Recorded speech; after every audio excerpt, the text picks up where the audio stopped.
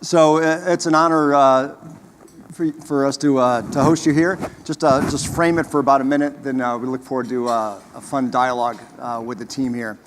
I think Warren said it. Healthcare is an incredibly hot topic. It's very personable to everybody. It's in the news. There's incredible innovation that Warren talked about in Rochester as well as Boston here. A lot of discussion on cost of healthcare. 18% of our GDP is in healthcare. And it's also in the news every day on Affordable Care Act as well as all the mergers and acquisitions. So it's such a great topic, and we're blessed to have you here as such an incredible institution. But before we start, Dr. Noseworthy, he asked me to call him John, a neurologist, is throwing out the first pitch Saturday, which is quite an honor. So we'd love to hear a little bit about that and your Boston roots before we get going. Thanks very much. I'm going to try to throw the first pitch out. I hope I don't bounce it, but I probably will. Mike, it's great to be here, and thank you all for this opportunity. My family's Canadian. My dad was an Episcopal Anglican minister and sent by the Bishop of Montreal to the Diocese of Massachusetts. I was born in Melrose, lived in Saugus, and then moved to Wayland. Went to St. Mark's School, and then in Southborough. Then we moved back to Canada. My kids came here for some of their education, and I did a postdoc in Boston. So this is very dear to our hearts. I just met a third cousin 4 times removed, John Hawthorne, and we're definitely related. There's no doubt about it, given the little story we just had. And I played hockey against Jay Hooley's father. I think it was his father. It certainly wasn't Jay, but anyway, so. It's great to be back. Really great to be back in Boston. You played them for homecoming to get the easy win. Hooley's family. Hooley's family. But anyway, thank you for that. Good to be Welcome here. Back here.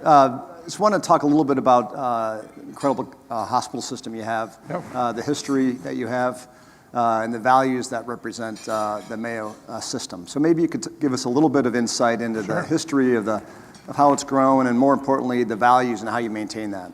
Well, thanks very much, Mike. So, as we heard, Mayo Clinic's 150-something years old, dates back to Dr. William Worrell Mayo, who was commissioned by Abraham Lincoln, President Clinton, to examine the Union soldiers. I tell that story in this part of the world, not south of the Mason-Dixon line, but and then he had 2 sons, Will and Charlie, who became prominent surgeons. In 1883, a tornado ripped through Rochester, destroyed the town, and with the Sisters of St. Francis, these men of science put together a hospital and basically founded the Mayo Clinic.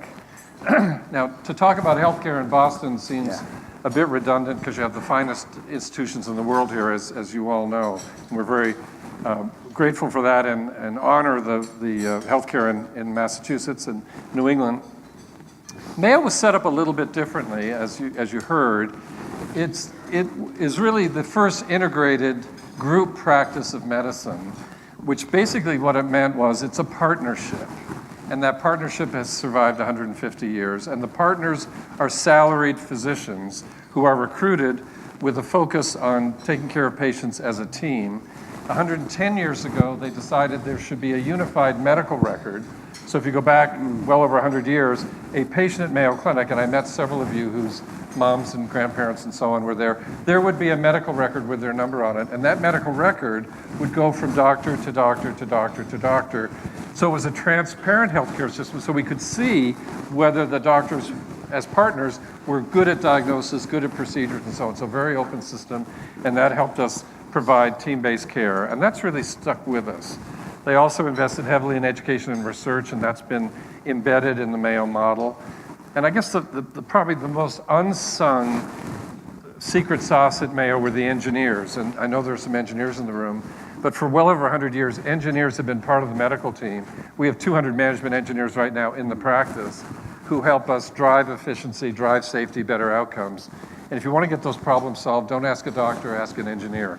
And I don't know any other place that's done that. I've told that to all sorts of healthcare systems in this country, in Europe, in England, and people just look, well, doctors don't like to work with engineers, or whatever, or engineers probably don't want to work with doctors, I don't know. But it's that's why it's worked out so well. The Franciscan and our founders' values are very important to us. And so any question that comes up at the Mayo Clinic either in the administrative side or in the practice, we find if we just put the patient at the center of the room, center of the table, and say, what's best for this patient, we always get the answer more quickly. So it's just a privilege to work there. Been there 30 years and have loved every day. But it's a different system from the systems we have in Boston and New York and San Francisco and so on. Yeah, great.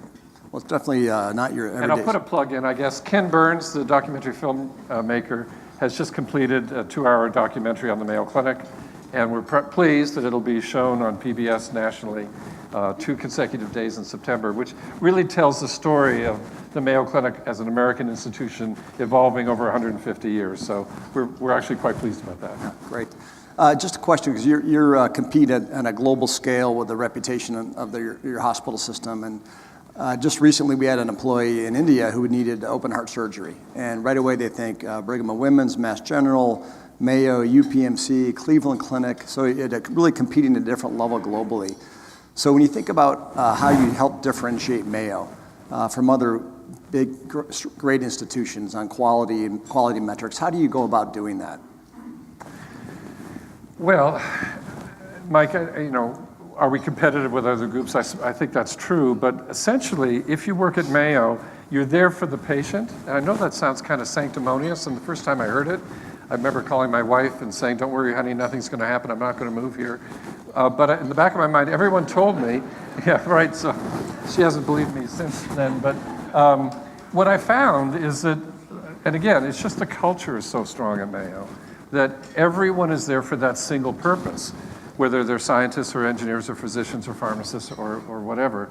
And it's just the way and if it doesn't work for you, you wouldn't be there. So someone said the other day, gee, you answer your pagers. Well, yeah, there might be a patient on the other end or a doctor or whatever. So it's just you buy into that. And I think the team-based focus on the patient helps us get, and the other thing with the engineers, we realize, wait a second, if people are coming from 140 countries, or if they're coming from Manhattan or LA or Tennessee or wherever it is, they don't really want to spend a whole lot of time in Rochester, Minnesota. I mean, it's not a bad place and we like it, but they've come for that one thing. And so pre-scheduling tests, by the end of the first day, essentially getting 2, 3, 4 teams to look at that patient, works for us. It gets the answer more quickly, and we think more accurately. And that's a differentiator, because again, I would never want to compete with man's greatest hospital down the street, and Torch and the rest of it. I mean, it's just, my son and daughter-in-law trained there and are proud of it, and I trained there, did some of my training there, very proud of it. It's just engineered differently. It's just set up differently. I mean, Rochester has a population of 110,000 people now, so it's really grown. But, 40,000 of them, or 30,000 of them work at the Mayo Clinic, so it's there for that purpose. So it's just very different. So there's so much going on in the healthcare industry and various trends with hospital consolidations, acquisitions, innovation, technology, cost. So when you think about some of the larger sweeping trends that you see in the healthcare industry going forward, what excites you the most, or what do you think about? Well, healthcare is on everyone's mind. I would say more now than it's ever been in my career, and I would say more now than it was even 5 or 8 years ago when the Affordable Care Act came out and so on. And I think there's an urgency now across the kitchen tables of America. I think people are really aware of it. A lot of folks are concerned about it because the costs are so high and rising, and it's with folks having very little discretionary money at this time, and a lot of self-employed people who can't get health care and so on. It's a big deal right now in our country, globally of course, but we're talking about America. So it's important. The problem is it's contributing, it's the major contributor to the national debt. The rising cost of healthcare now, over 18% and heading towards 20. And so what we know has to happen is Americans deserve to have the highest quality possible of healthcare, safe, efficiently delivered, and with cutting-edge care, and yet it's way too expensive. So all the efforts that you see at the great institutions like you have it here in Boston, and the device companies and the life science companies, pharmaceutical companies, and the disruptive other companies that are getting into healthcare, is to deliver on this. How do you deliver it more efficiently, more safely, more consumer-focused, more accurately at lower cost. And so it's an extraordinarily disruptive time, but a very exciting time. And at the end of it all, just like Churchill said, we'll probably get it right. But no one's really quite sure how that's going to all come together. So there's a tremendous amount of consolidation across sectors within the healthcare sectors, and a push for transparency, for consumerism, and for innovation. And this room's full of innovators. What a great time to be in healthcare. Yep. So there's a lot going on. As Warren mentioned, the pace of scientific discovery, and more importantly, getting that scientific discovery into the practice of medicine, in our case, has never been faster. But again, that all contributes to the cost, and how's this all going to play out? There's a chance that we'll cure Alzheimer's disease in our lifetime. We absolutely desperately need to, or else we're going to be in a big trouble, as you know. The advances in cancer now are unbelievable. I was talking to Dr. Gilcher just a few minutes ago from Dana-Farber. She's excited about what's happening with cancer. We all are. So, but how's it all going to work? So stay tuned. Yeah. Well, you mentioned a few areas, and the breakthroughs have been incredible, cancer and cardiovascular and some neurodisorders. But when you think of some of these big epidemics, opioid epidemic, Alzheimer's, anything you want to talk about in terms of what you're doing at the clinic to address some of these opportunities? Well, Mayo's heavily invested, as you would expect, in the illnesses that cause either serious problems, and cancer would be one of those, Alzheimer's would be another, or complex problems. And what we mean by complex is a puzzle. No one can figure out what's wrong with this particular patient. And again, across those interfaces of cancer, neuroscience, transplantation, immunology, aging, and so on, we invest more than $1 billion a year in research and education to move that forward.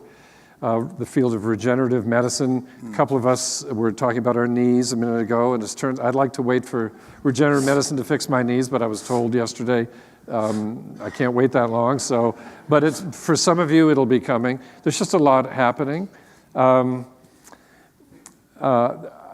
those areas are very, very exciting. The Alzheimer's field, as a neurologist, has basically come to realize that we're on the wrong path. Now, I'm not an Alzheimer's researcher, but there are well over 100 enormous and expensive clinical trials of promising therapies that work in experimental models, in animal models, in Alzheimer's disease, and they don't help patients.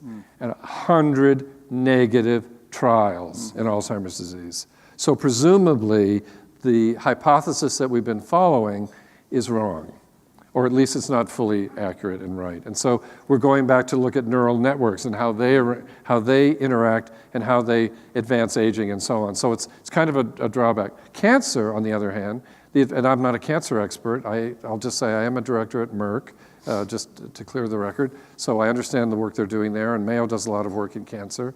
But the diagnostics, the predictive analytics, genomics to understand who's going to have cancer, and now turning cancer into a chronic disease, which is our ultimate goal, ultimately prevention, of course, but it's a reality now. And there are now dozens of cancers that we can put in remission. And if you look at President Jimmy Carter, for heaven's sakes, he had metastatic brain cancer from a skin malignancy, and he's well. I mean, that never happened in my career, my 35 years in medicine, that patients with metastatic melanoma, sometimes now other metastatic diseases, can be put into prolonged remission. So it's a very exciting time. These medicines are expensive. The CAR T therapies, which were pioneered in Pennsylvania, and we're using them in Boston and at Mayo Clinic, they can cost upwards of $475,000 per patient. Well, where does that all come from? Yeah. That's an economic question. It's a socioeconomic question. It's what does the public want? And the public's going to have to come up with an answer to that. But as Warren said, the pace of change, diagnostics and predictive medicine and treatment is really accelerating. And America, to be honest, should be at the forefront of that. We should be leading this. We are the most innovative country in the biomedical sciences. We always have been. And that's why the continued investment in research at the NIH and the Department of Defense and everywhere else is such a mandate for all of us who've committed our lives to science and research. And the NIH, in spite of all odds and all the things that were said, did get a bump this year, $2.5 or $3 billion to keep it going. And that's absolutely crucial. It's not just it's good for humanity and the world needs it, it's really good for our economy. I mean, it's the largest growing sector in terms of employment in the country is in health sciences. And these are good jobs that we would like our kids and nephews and nieces to have. So again, thank you for all you do to drive that economy forward as business leaders and support discovery science. It's the future. Yeah, well, I think this room certainly shares that discovery. Well, the biotech companies here and med tech companies and the innovation you're talking about, it's really... Well, maybe, I mean, can I just switch for a second? Because Jay said I just had to ask. Well, Mike, go ahead. I mean, you've come into Boston Scientific and have grown the revenues and grown the reach of Boston Scientific, as we heard from Warren. Maybe you just want to amplify a little bit of what I said because you lead a great company. It's a similar, although different business. Everyone at BSC, and we have a table of them, first of all, they're actually very motivated with patients. And you have to love what you do and bring that spirit of discovery and helping patients to work, because then when you do that, you give it a bit more extra effort. And so I think we've done a good job of culturally of aligning our engineers and our team to patient care and discovery and innovation, and not just on the financial numbers and so forth. So I think that's most important, because then you take a bit more risk and you innovate a bit more. And then for us, it's been about a lot of things that you talked about is on portfolio innovation. And now you can put in aortic valves and the patients in the hospital for one day before they used to do a 2-week surgery. We just received a product approval yesterday for Parkinson's disease and stimulate the brain to help with movement disorders. So for us, it's aligning our vision and engaging our employees and investing in disruptive capabilities to help grow the company. Well, congratulations on that. That's fabulous. It's also a great example when we were talking about consolidation and consumerism and so on. I think what you all know, if you're not in healthcare, I'll just mention, it really does take partnerships. In order for this to happen. There's only so much that physicians and scientists can do, or device companies or pharma companies can do unless they're all working together. And so Mayo partners with you. We have an accelerator in Minneapolis, one in Rochester to accelerate this further. My cousin and I are going to talk about getting an accelerator at Mayo here in Boston, so there you go. But it's that kind of partnerships that really are going to move us more quickly forward. And it's good for business, but it's great for patients. Can I ask about innovation on the care delivery side? So a lot of it, you discussed a number of new opportunities on the technology side. But in terms of patient care delivery, where do you see that moving, and what trends and innovation can you bring to the patient care side? Well, one great example of technology would be all the telemedicine, tele-ICU, tele-neonatology, and I didn't speak a lot about the opiate crisis in America, but tele-behavioral health, how we connect with patients in rural America and in inner cities using technology to keep close to them. That's important for our veterans, it's important for all Americans. That would be one area. Regulation, the regulatory environment is such that you really can't get reimbursed for telehealth. Which is a barrier. I mean, you can only do so much, if you will, charity work in doing that, but that's one terrific example. I think what's really going to unleash the innovation in healthcare delivery is getting the young people involved, the consumers, but especially the digital generation, because they're not used to paying for anything ever, and they're not, right? I mean, you don't know this, and they're used to getting what? Accurate answers, data-driven answers. It's not all truth on their phones, but they're able to get answers immediately. There's absolutely no reason that can't take off. We've been working on this now at Mayo for at least the last 9 years. How do we reach the rest of the world by putting answers to real problems, curated answers for patients, immediately available wherever they are? And that's where the disruption's coming. You're seeing, of course, with the various large groups coming together. Most recently, the Amazon, JP Morgan Chase, Berkshire Hathaway thing, to try to bring technology, logistics, capital, transparency, and new models. And that'll be driven by the young people. Go to a doctor. I mean, folks my age want to go to the doctor, not want to go to the doctor's office, but they want to see the doctor or the nurse, right? But under whatever age it is, why would I ever go there? Why would I ever go and wait in a room full of people that are coughing and sneezing and the doctor's 2 hours late? Why would I do that? And yet try to convince my generation to change to that has been really hard. So it's going to happen, and it'll happen, I think, really fast when the power shifts just a little bit more to the consumer. And that'll be a good thing. I think that'll be, will it be perfect? No. Will we stumble around? Of course. But ultimately, there's no reason for medical knowledge and scientific breakthroughs to be mysterious to patients or unavailable. Access is everything. I think the other thing that's happened with this focus nationally on healthcare is people are starting to really care about their healthcare. Now, it's still hard to lose weight and change your diet and exercise more and all that, but at least people are thinking about it, right? And I think that the more we think about it and the more we see new innovative ways of delivering safer care at lower cost, 24/7, people wherever they live, that'll be a civilization advance. Now, places like Mayo Clinic and Mass General will still need those. The Farber will need that for patients who have diagnosed serious problems, and they need to come and get that. Sure, we can do a lot of it at home or remotely or in an outpatient setting, but great places like that where they see large volumes of really sick people who need complex diagnostic testing and treatment, that's what those places should be doing. You really want to have your heart valve done somewhere where they do 1,800 a year, right? Yes. You don't want to be I've done a few of those. I can't wait to do you. Right? You don't want. Slept in a Holiday Inn Express last night. Do you want me to take my microphone off again? A question you read about anywhere in the country today on consolidation, hospitals combining together with other hospital systems, and there's discussion that in the future there may be 100 large healthcare systems in the U.S. And you see these acquisitions with non-traditional players, the insurance companies and the pharmacy benefit managers like CVS and Aetna coming together. So how should patients think about when they read acquisitions like CVS and Aetna? What do you think the impact will be to patients and also to a hospital system? Well, these are all very different approaches to the same problem of how do you provide safe, efficient care at lower cost. And so I think it's confusing to the average patient out there what's happening. But it should be exciting because there's a lot of people trying to fix the healthcare system.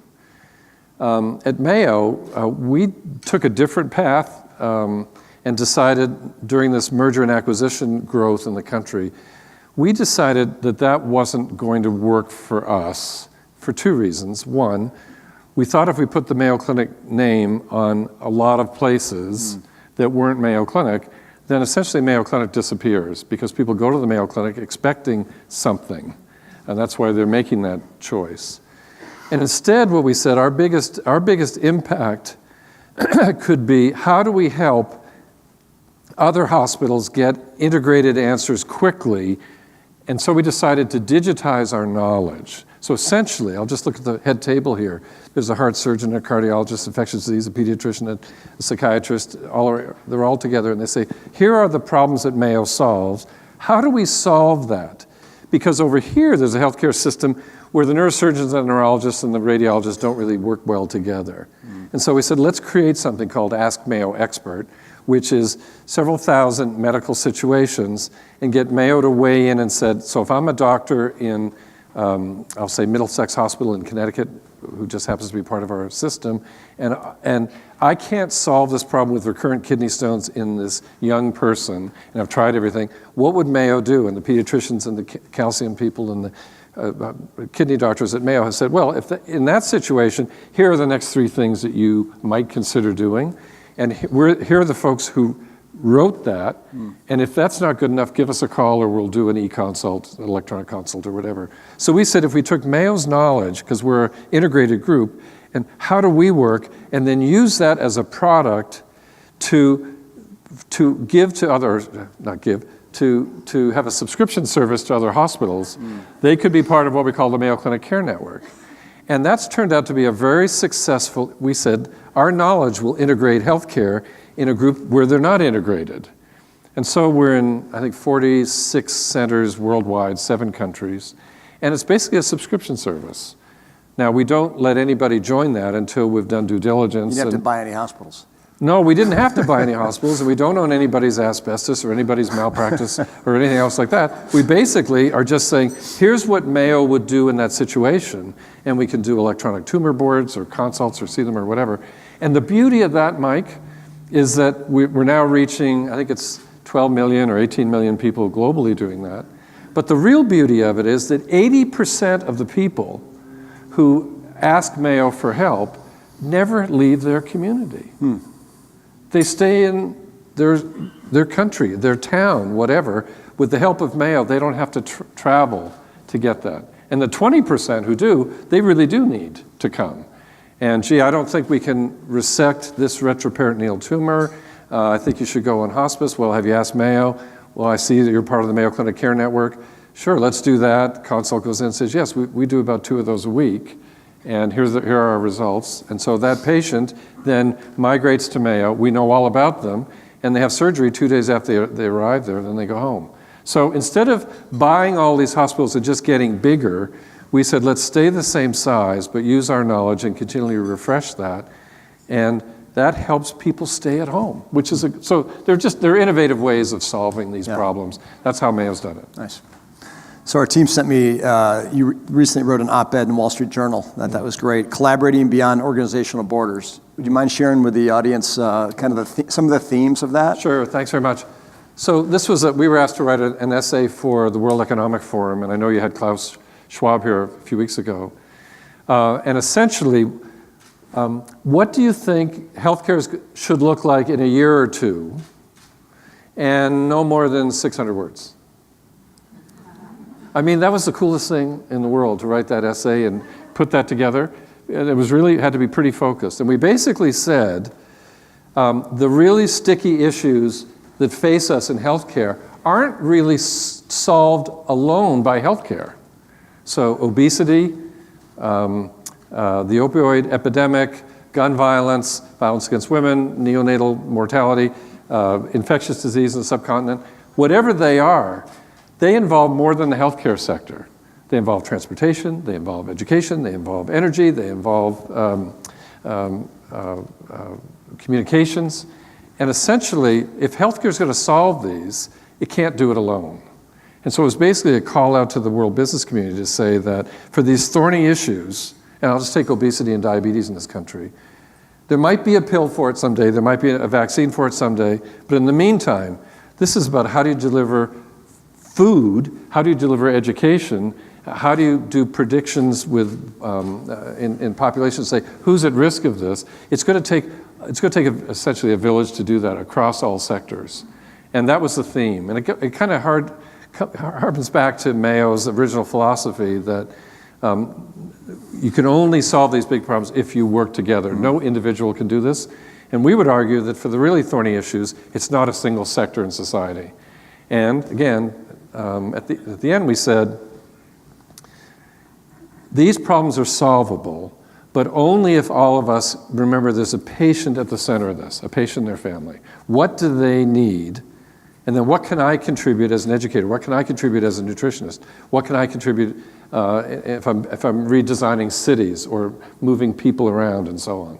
So that was the call out to World Economic Forum and Wall Street from Mayo. That's just how we would approach it. Great. So we love to open up to questions if that's okay for you. Be good. We have some microphones in the room, and we have. Hi, Lord. Thanks so much.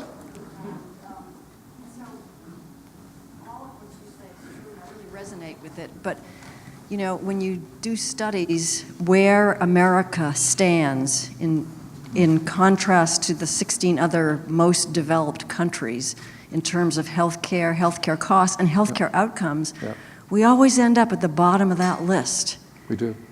And I'm curious as to what you think are the major issues. You've actually mentioned some of them: gun violence, poverty, et cetera, but you know, how do we tackle that? Well, it's a very terrific question from a colleague who's running the Farber. Of course, you all know her. This is a complex country, and socioeconomically, it's a complex country, and we know that. And we know, and you've seen the editorials and the science around, your zip code is almost as important as your genetic code in terms of your lifespan, right? It's where you live and what choices were made for you or you made in those formative years, whether it's education or the various path you take in terms of discretionary decisions. I also think, and I was kind of leading up to this a little bit, that the country's awareness about how important this is has to get to a different level than it is currently. Again, I don't want to be judgmental, but this country, we haven't prioritized that as much as other countries have. So until the country decides that maternal and newborn mortality is as important as another country who prioritizes that, it won't get the attention. It won't get the investments, it won't get the innovation, all those things that need to happen. So I think it's really about the threshold of national awareness for that. And I'm not making a value judgment, I'm just making what I think is a true statement. Rural America, urban America, we can talk about the diversity in the country and the access to resources and so on and so forth. It's a different country, and we're proud of it. It's the world's greatest. We love the country, all the rest of it, but it's a different country from Denmark or from Holland. It just is different. I'm not saying it's better. Well, I'm glad I live here, but the country would have to prioritize that. Because at the moment, smaller groups with fewer resources are trying to tackle that, and we haven't made that much progress. I'd be curious in your thoughts. I don't want to put you on the spot, but I think it's really a national question that we need to ask. And I think it's particularly difficult in the current climate where,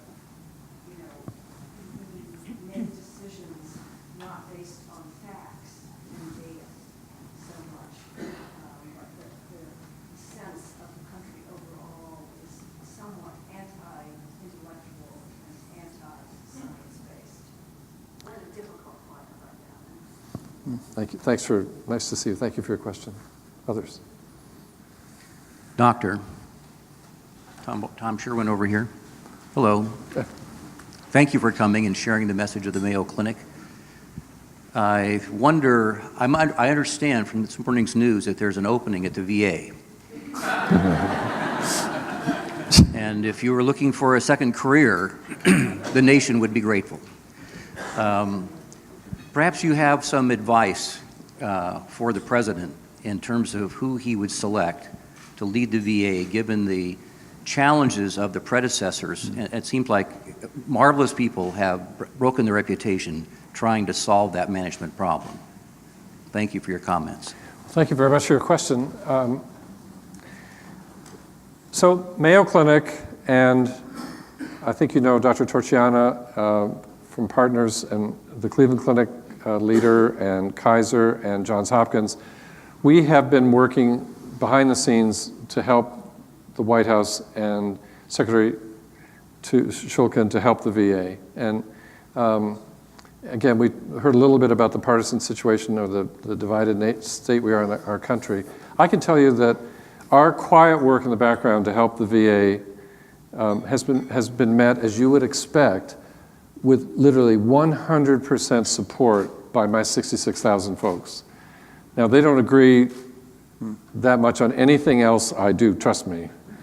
But they are honored by Mayo's willingness to do whatever we can to help the VA. And we will continue to provide advice and counsel in the background. There are structural issues with the VA, the way it's organized, as you know. There are technology issues, and then there's a great cultural divide, and there are basically two sides to the story about privatization or retain the VA culture. And the next person to take that on, I would think, should be someone who really understands how complex it is. It's a very, very large job. I personally think a proven executive could perhaps do it, but that hasn't proven to be so easy by taking great non-healthcare executives into that situation. I think you'd also have to know that you had a mandate to do something. I mean, Dave Shulkin had 100-0 confirmation, but there was still tremendous division, and it was a very hard situation for him to be in. I think he's a high ethical person, a wonderful person, personally, but it's a very, very tough job. But I think, again, much like the question we talked about earlier, do we have a mandate to make a change? And do we have support to make that? You all run big companies. If you have a completely divided house, it is very hard to make that change until you get the culture behind you, until you get some momentum. It's very, very, very important. There's lots of good things in the VA. There's some things that obviously need to be fixed. But I also think you probably would get 100% of American voters to say, we're behind this, we need to make it better because we have such respect for the people who've served in our services. So it's a vexing issue. It ought to be taken, it ought to be proceeded with very, very thoughtfully and deliberately, in my opinion. Thanks for coming and joining us. I was struck by your comments on Alzheimer's, which is, if it can be cured in some of our lifetimes. For those that haven't seen it, there's a real impactful piece that was on 60 Minutes this past weekend. Several of us are probably struggling with our parents or maybe even spouses. Are there any groups in particular that you think are further ahead than others on the research side or companies? Thank you for that. Well, I don't think I can answer that because I don't think I know. There are several competing theories right now. I mean, the amyloid theory it's just rock solid. If you studied that literature and grew up with it, as I have over the last 20 years, you would see why that was the focus. And now the ability to prevent and remove amyloid plaques, it really works. The problem is it doesn't help the patients. They continue to deteriorate. So again, there's something missing in that, and there's a lot of support groups doing great work to help families impacted by Alzheimer's disease. But essentially, the discovery neurosciences has to be supported to do that. I think if we can't get there, I don't see the answer. Again, I'm not doing research in that area, but I stay pretty close to it. I don't know where I'd put my money. But again, if you look at it in terms of the impact, I'll just say on our economy, yep. You've seen the numbers. By 2040, it's like 25% of our economy, or something, or at least 20% of our healthcare economy is to support people who are suffering from Alzheimer's disease. You can't win in that situation. So we must do this. It's probably the biggest healthcare issue that we face. I wish I could tell you more about it. Hi, Phyllis Yale from Bain. Yeah. Question about Mayo. So you talked about your 200 engineers, and in fact, when you talk to anyone who's been to Mayo, that is what they say is really distinctive, the individualized patient journeys and how you've created things. But it's not just about having 200 engineers, because you obviously need to get doctors to change, and you need to put sometimes capital to work in changing spaces. So my question to you is, how do you as a CEO create the culture, the process, sure. The metrics Great that question. Get that kind of innovation? You. Thanks so much. So I came into this role about 9 years or so ago, and the writing was clearly on the wall. The recession was in full flight. And imagine you're in Minnesota and recognize that we depend on people flying there. They have to have discretionary income, come to the Mayo Clinic. Well, there wasn't any discretionary income in 2009 and so on. And the move to reduce the cost of healthcare, reduce reimbursement, it was very clear that Mayo Clinic, even though it had been highly successful, would need to change. And so essentially, I said to the organization, we need to make some serious changes. And to be candid, I remember vividly, I was told, you're going to ruin the Mayo Clinic. Perhaps some of you have heard that as the CEO, you're going to ruin the company, whatever. It gets your attention. And I said, why? And they said, because our culture is, patient-centeredness and take as much time as we need, and we can't be worried about reimbursement pressures. And I said, well, we all came here with one purpose, to help our patients. And failure of the organization just can't even be considered. So instead of ruining the culture, we're going to use the very strong culture of Mayo, which is patient-focused, essentially service work, and working as teams to do that. And I said, I don't know what the answers are going to be, but all of you have committed to this are going to leverage that passion for the patient and come up with innovative ways of driving out healthcare costs and getting our outcomes better and re-engineering the practice. And the only stipulation I have for you is the patient can't notice it. The winning product at the end of 8 or 10 years will be everywhere else is suffering in healthcare right now, but that darn Mayo Clinic, it just keeps doing it the same old way and it's very successful. So we have to do it all behind the curtain. Make sure that the things that touch the patient, all they say to us is, you're more compassionate, you're more focused on me than ever, you're more efficient than ever, I got home earlier than you thought, you've reduced the medicines I need to take, you've given me a true answer. And so we have an enormously strong culture at the Mayo Clinic. And once they realized that that's what they were here to do, that was their purpose, they basically all started to work together. And with the management engineers and with all the different techniques that are used to drive out waste and drive up better outcomes, one rough estimate is we've completed 400 of these engineering projects in our practice and have driven out $1 billion of waste in the last 5 years just by doing that. And patients they're getting home earlier, they're having fewer infections. Now there's still lots of things to do. But again, you all know this, if you have a great culture in your company, you can do anything. And if you want them to follow your strategy, the culture has to support the strategy. And so it was basically making sure people are aligned, that it wasn't, we have to change. No, we don't. Why would we change? We're perfect. Well, if you don't change, you're just being stuffy. And with healthcare, you've got to change everything. And so we've managed to do that. I'm quite proud of how we've managed to do that.